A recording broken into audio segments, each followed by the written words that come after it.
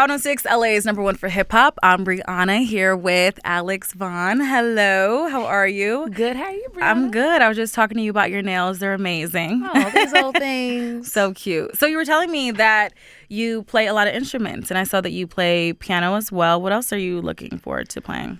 So I can dibble-dabble on the guitar. Okay. And I can play the keys with long nails, but I can't play the guitar with long nails. So I'm trying to stay short for them. And then I like to evolve into learning the bass next. Yeah, that's exciting. Or do you have any instruments that you're playing on this project? Because I don't think there's any songs that I'm playing on the project, but there are songs that started from me playing and they just evolved into production. Yeah, you have so much soul in your voice. I was listening, and honestly, every single song is just amazing. Talk to me about this project. Thank you. Yeah. So I dropped a project called The Hurt Book and recently dropped a deluxe, which is called the Homegirl Pack. Yeah. And the project is basically about, just going through like adult puberty and just the emotional experience in that journey. And for myself, it was originally about like, just situationships that I'd experienced over the years. But then I, came out to LA, and then my experiences started to change and the relationships started to change, not only romantically, but like lots of my friendships and my overall relationship with myself and just like, my relationship with just life and just how I want things to be. And in order to get to the places that I want, I have to become one with my emotions. So the Hurt Book was basically just like embracing all of the aspects and all the feelings that you experience because it's all part of your story. And for the Homegirl Pack, I wanted to just kind of like add some fun glitter to that whole process and just include other women that I admire who are also kind of like going through those same motions and progressing and just showing that we can do this together, A lot of the times we feel like when we're feeling ways or things aren't going well, we neglect them or drown them in other things. And I wanted to just show that it's okay to embrace them. And with the features, we can embrace it all together. Yeah, I feel like, too, you were talking about dating. What would you say is different from dating in, like, the DMV world and instead of, like, Los Angeles? Would you say it's, like, different? Or even relationships and friendships, too? I wouldn't say it's different. I think it's all pretty much the same. Yeah. I think it just all boils down to like where you are in your relationship with yourself and just what you attract. And I think when I was living back home, I was just in a different space and, I was attracting a different pool of people. Yeah. And it was all kind of a reflection of where I was at that time. So I think it just changes. I think with LA, people can dress a little better and can sustain a little differently, but it's still the same. It just depends on where you are. Yeah. And you said it was based on a true story. So was there an experience that took you to these places, like in some of these songs that you feel like? Oh, yeah. Every song is a true story. There's an actual experience tied to each and everything. And for a great deal of the songs, like I wasn't even planning to put them out. Like they're just songs that I just wrote to get off of my chest and to just get the emotion out. And I love this song with Money Long. Talk to me about that relationship with you and her and how that came about. So I love Money Long. She's like a big sister to me. I met her back in 2020 when I first came back out here during the pandemic, and I was kind of like in a space of confusion. Like I didn't like know, and she knew, right? No pun intended. Going to her sessions, and she would just be recording and cutting like 4, 5, 6 songs in like the hour. And initially I kind of felt a little intimidated, but like very quickly with her energy, I just started to feel inspired and included. And we started writing songs together. And I was like, damn, I can do this stuff too. You know what I'm saying? As I always have as another songwriter. So she's always just kind of created that energy, then that leadership quality, like, girl, I can do it. You can do it. We're doing it. That's why we're here. Wow. And so separate from me meeting her and vibing with her, then I had gotten in the studio with Trinidad James, and he presented If You Know, You Know. And the song is all about all the things that I feel about money and not sisterhood. And it's just about just being bold and just like brave and knowing that what you know is only for you to know. And the people who know. Period. And it's kind of like not bashing the people who don't know, but just encouraging people like, take your time. And when you know, you will know. Yeah. And it was just sisterhood and just vibes. I love that you guys had that relationship, because I feel like too, sometimes women, like, we feel like there's not enough room, but there is. There's so much room. That's important. And there's always like a pressure that, artists and people can place on themselves, feeling like you said, there's just no room. We can't do this together. And once you realize that you can, and it's easier and more fun that way, it just relieves so much pressure that we put on ourselves. Yeah. So this entire process has been great. Yeah. And we talk about pressure. I feel like you really put your journal out for the world to listen to. Was that scary or intimidating for you? Initially, it was very scary for me. Yeah. When I was first working on the project, I would like play songs for the label, some old, some new, and they'd be like, man, you got to dig a little deeper. And I'm just like, oh, man. Want to, right? Yeah. And then I started to notice, like, as we were just playing songs that I had in the vault, like the songs that I swore I would never play for anyone or would never release were the songs they were gravitating towards the most. Wow. So it came with lots of discussions and conversations, and and spirited discussions. Like, I don't want this song to be out. Like, I wrote it over 10 years ago. I think it's old, but it's just old to me and just new to so many ears. And I think, knowing that it's being processed and people are listening to it and resonating with it, years after it's been created, just shows that like this song has bigger weight than what I think. And I might be in my way a little bit. Yeah. So I think I've learned to just like really like make peace with all of my stories and all my experiences, because it's part of this. It's part of the journey. It's part of the origin story. Yeah. And when I was listening, I'm like, this really reminds me of like early 2000s R&B music. Do you get that vibe? Has anyone told you that? I always get some sort of like comparison, like, yeah, Alex just gives me like some sort of nostalgic vibes, early 2000s, 90s. I'll take it. You know what I'm saying? Like, I'm not, of course, not trying to like repeat an era or emulate it, but just, No, but just in your own version, of course. No. Absolutely. Yeah, no, I love the way that music made me feel, and it seemed like they were just kind of being present and true to the moment and having a good time in it, and that's what I want to do. Has anyone that maybe you were talking about reached back out, like, are you talking about me on this song? Let me think. Yeah, one of them did. They were like, hey, like, I really love this song. Like, it's hitting home. Like, yeah, bitch, because it's about you. And how did they take it as far as, like, you telling them that? It's an interesting thing, because I know, like, with So Be It, that was about a friendship, a really big friendship of mine that was starting to fall apart. And So Be It wasn't about us not being cool anymore. It was just us having to just move on and go to a different tier of our relationship, whether that be us being acquaintances or loving from a distance. So when I played it, or when I told them that it was about them, they were just like, ouch. But they were happy for me, because it's like, this is how I've always expressed myself, and they knew they was dead wrong. And they know that I still love them. Absolutely.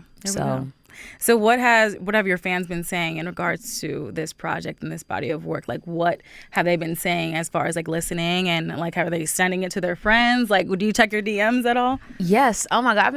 I've been getting so much great response from this project. Yeah. As an artist, like, you put out music and you're tired of it before it's even out, because you've heard it 1,000 times, recorded 1,000 times, whatever the case is. And just to see people saying how it's helped them through their first breakup, or it helped them realize that they had to get out of the situation, or it just inspired them or encouraged them to just, be honest in how they feel or in their creativity. Like, it just means so much to me, because I can be in my head and just feel like no one's really listening, or, they're listening, or they feel the same way I feel about it. And it's just completely false. So I appreciate everyone whoever listens and passes the word along. And I notice I'm getting like, younger listeners and like older listeners and a wide range. And that makes me feel good too, because I want everybody. Yeah. So are you surprised by that? Like, the people who are reaching out, as far as like the age range that it is? No, I'm not shocked. Yeah. I think, I want to make timeless music and ageless music. So that's gotta, have an ageless audience. Absolutely. So if I, attract my 19-year-old cousin and her friends, and then and her aunts who took her, you know what I'm saying? I can't be mad at that. Yeah. Well, you also have Ari Lennox on there as well. So talk to me about that, because both of your voices together, phenomenal. Whew, yeah, shout out to Ari. So that was just some more perfect synergy, honestly. Like we've met throughout our careers over the past couple years because we're both from the same area. Yeah. And I've always just admired her, just, aside from us being from the same area, but just like her music and just her journey and how she's just, sticking to her guns and being true to herself. Yeah. And then when it was decided for us to go on tour together, it was just like we just started to become more and more aligned with each other. And then, I blinked my eyes and then Demon Time came about and she had laid a feature on there. And I just love just the R&B duo energy, period. That's probably my favorite song on the project. I love it. I was telling my junior producer, I was like, this is the one right here. That might be one of my favorites too, for real. Yeah. So honestly, the project is one of my favorites. I can't wait to see you perform live. Do you know when that's coming up? Do you have a tour coming up? So I just got off this tour with Ari. Okay. And that was awesome. Yeah. Prayerfully, I can do her international leg with her next month. That'd be amazing. Yeah. But of course, prayerfully, I do some more tours this year as well and more performances. I definitely love performing. Mm-hmm. So, what was your favorite city that you toured? I mean, it's like a 34-way tie, because I loved every city, but I'd say my top 5 would be New Orleans. That was my first time in New Orleans. The energy out there, they were trying to keep me there for real. Wow. New Orleans, Orlando, Toronto, DC. Of course. And Philly. Those are my top 5. And all of Texas. Yeah. What would you say is like the hardest crowd to perform for? I'd say all the bigger markets are like the tougher crowds to perform for. Technically tougher, like LA, Chicago, New York, Philly, because these are big music cities, big musical cities. But I mean, all I can do is be me and just do what I love and just hope it resonates. And if you know, you know. And if you think you know, you don't. You know. So it's been fun. I definitely am confident in my abilities and I love feeding off the energy of the crowd and being able to just kind of like gauge, like, okay, I should switch that song. Maybe I should say this instead. It's just been a fun learning curve. I want to take it back when Alex Vaughn first started growing up and things like that. I know your dad was from the military. Yes. So do you feel like that has anything to do with your story timeline, with your music or anything? Kind of, sort of. I think, both of my parents, like my dad being in the military, my mom being like an audiologist, they're just both very just by the books people. I'm the oldest, very strict household. And just me already being just a naturally creative kid, like them telling me no always encouraged me to just be more explorative, to find a yes without y'all saying yes. Yeah, without y'all knowing maybe. Right, without y'all even knowing. Yeah. So I think my father being in the military and just having a strict household definitely influenced my creativity and just my curiosity for everything. How do your parents feel now just seeing your success? Oh, they're my biggest cheerleaders. I love my parents. And we've gone on quite a journey. They've always known that I was a singer and that I wanted to be a singer. I've never wanted to be anything else. Right. And when it was time to go to college, I had gotten a full scholarship for classical music. And, they're like, oh, yeah, you're getting a full scholarship, classical voice. That's where you're going to go. And, I got out to college and realized very quickly, I don't want to spend any time here. This doesn't bring me joy. And, my parents were trying to encourage me to stay because, it's a full scholarship. It's college. Get it together. Get the education. Get the education, right. Just, tough it out. You got this. And it just wasn't working. And that was probably my first time, making a decision, for me. And when I left school, we were not gel. Well, my dad and I had real big beef. Oof. And my mom was, everybody was disappointed. I get it. But they also admired the fact that I didn't let it affect me because this is what I want so badly. And my mom was like, even though we're not too happy with you right now, I can tell that you're in a better space, that you're out of school. Yeah. And I think ever since I just made moves for myself and for my future, they got more on board. I love that you focused. Oh, wow. All right. I love that you focus on your happiness. I know for me, with my family, they're like, no, you have to graduate from college and you're going to graduate from college regardless. So I had to stick my way. So I'm glad that you focused on that. That's important. Two, I saw that if you weren't doing music, you would have been a train conductor, or that was something that you thought about doing. I was like, the train conductor got me for the left field. I was like, wait, what? For clarity. Okay. One of my first talent shows, I was like 3 or 4. Okay. And I was dressed as a train conductor because I wanted to be a train conductor. And I sung I've Been Working on the Railroad. Oh. And I wanted to be a train conductor because I liked the outfits. I liked the overalls and the hat. I don't want to conduct trains. Like, no shade to the train conductors. It's the most random career choice I've ever heard. Okay, so this was like back when you were 3. Okay. 3, yeah. Okay, so we don't want to be a train conductor, y'all. I just want to let you know. Okay, well, this is exciting. As long as we cleared that, because when I saw that, I was like, what is going on? Yeah. No. I did want to be a paleontologist, though. Okay. As a person who digs up dinosaur bones, because I used to really like Jurassic Park. Okay, all right. But I was like, oh, that's a lot of school that you got to go through that you don't want to do. Yeah. So you don't regret not graduating from school at all? No, I don't regret graduating. I don't regret not graduating from school. I'm glad that I have classical training and I was able to get a little bit of classical training. Just sometimes I wish that I went to like another school. Yeah, but overall, no, I don't regret. But you've been working with some amazing people. Talk to me about that. Some people that you've met throughout the journey and even with this project.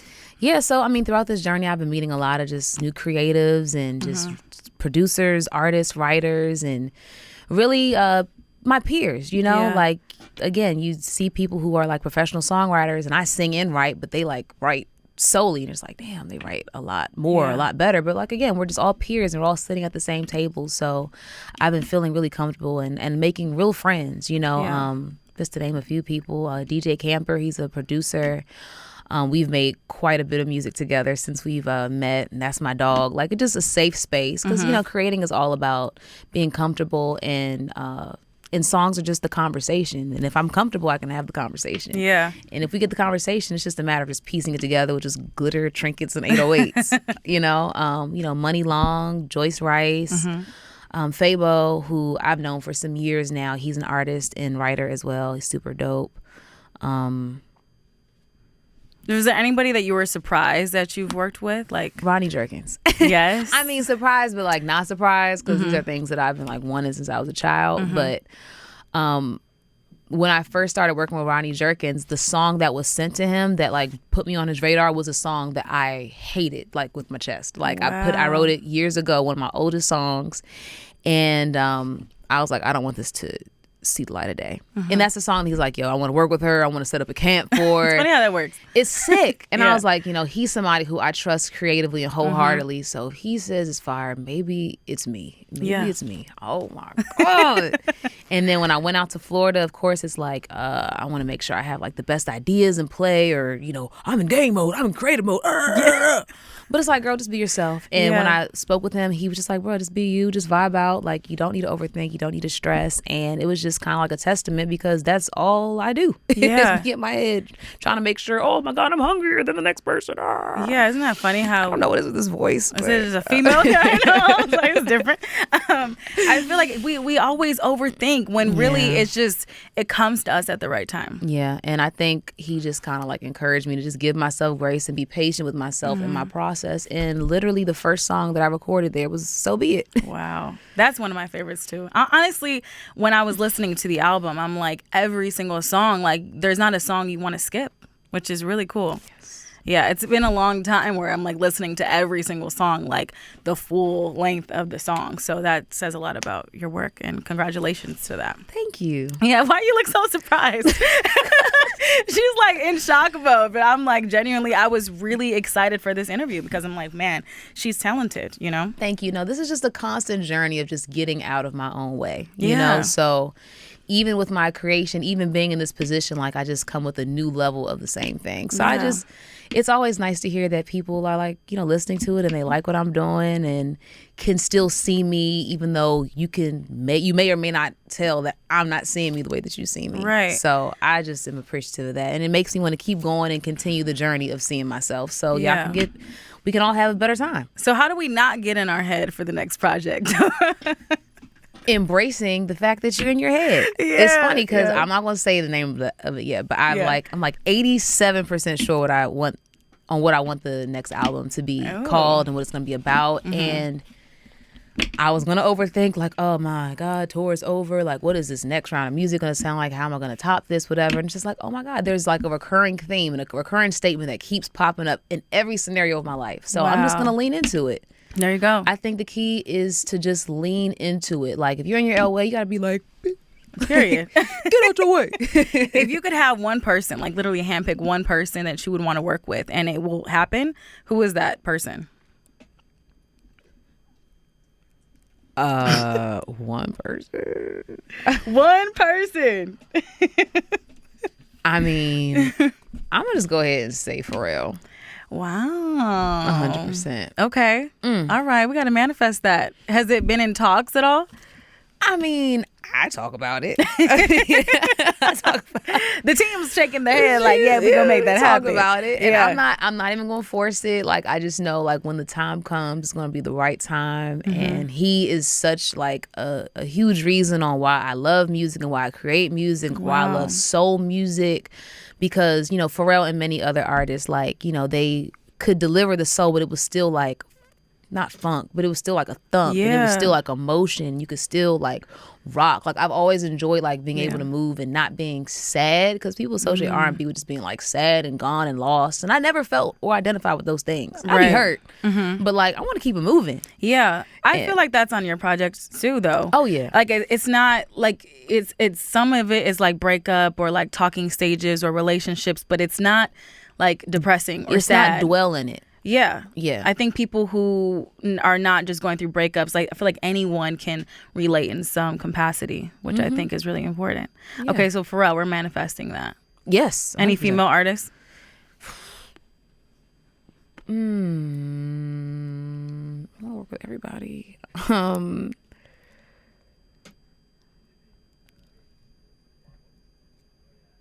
I wonder what a duet with Adele would sound like. Oh, okay. That would be beautiful. I would love to write a ballad with Adele. Yeah, that would sound amazing. I'm like picturing what that would look like and sound like. That's pretty impressive. Yeah. We're going to manifest these things for you. I'm excited. Honestly, like this is really big, and I'm happy that you were even taking the time to come chat with me and talk about nails and music and more stuff. Thanks for having me. I've been having so much fun. Thank you. Is there anything that we didn't touch on that you just feel like you need to pour into the mic right now?